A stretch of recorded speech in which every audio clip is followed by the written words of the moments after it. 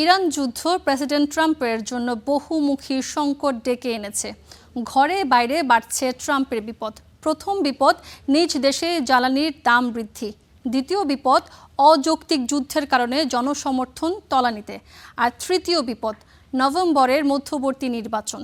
এমন পরিস্থিতিতে মিশিগানে ভাষণ দিতে গিয়ে রীতিমতো জনরোষের কবলে পড়েন মার্কিন president Donald Trump. This is in the history of American automaking, and that's the world famous General Motors Proving Ground. মিশিগানে সরকারের অর্থনৈতিক সাফল্যের চিত্র তুলে ধরছিলেন মার্কিন president Donald Trump. Including a 25% tariff. কিন্তু ভাষণের মাঝেই ট্রাম্প বিরোধী স্লোগানে বাধে বিপত্তি। Hold it. Including a 25% tariff. নিরাপত্তা কর্মীরা বিক্ষোভকারীদের সরিয়ে দেওয়ার সময় প্রতিবাদকারীকে কমিউনিস্ট বলে কটাক্ষ করেন Trump. He's a communist. He's a communist. ঘটনাটি এমন সময় যখন ইরানের সঙ্গে চলমান যুদ্ধ ট্রাম্পের রাজনৈতিক ভবিষ্যৎকে সংকটে ফেলেছে। নিউ ইয়র্ক টাইমস বলছে, ইরান যুদ্ধ ট্রাম্পকে তিনটি বড় সংকটে ফেলেছে। এর প্রথমটি জ্বালানি।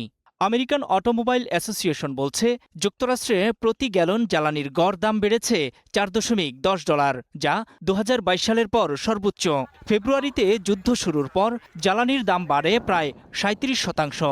যদিও ট্রাম্পের দাবি, তার নীতির কারণে বড় তেল কোম্পানিগুলো রেকর্ড পরিমাণ মুনাফা করছে, অর্থনৈতিক পরিস্থিতিও নিয়ন্ত্রণে।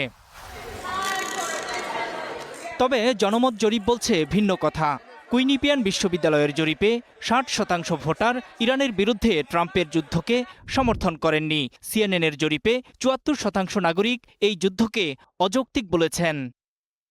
নির্বাচনী প্রচারে যুক্তরাষ্ট্রকে নতুন যুদ্ধে না জড়ানোর প্রতিশ্রুতি দিয়েছিলেন ট্রাম্প। কিন্তু ইরান অভিযান কয়েক সপ্তাহে শেষ হবে বলে তিনি যে পূর্বাভাস দিয়েছিলেন তা দীর্ঘায়িত হয়েছে।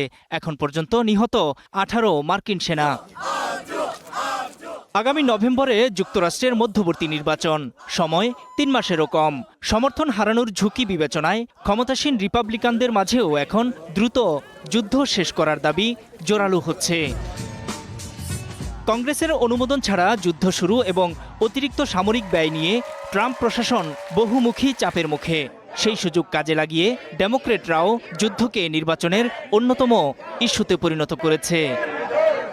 নূর মোহাম্মদ, স্টার নিউজ।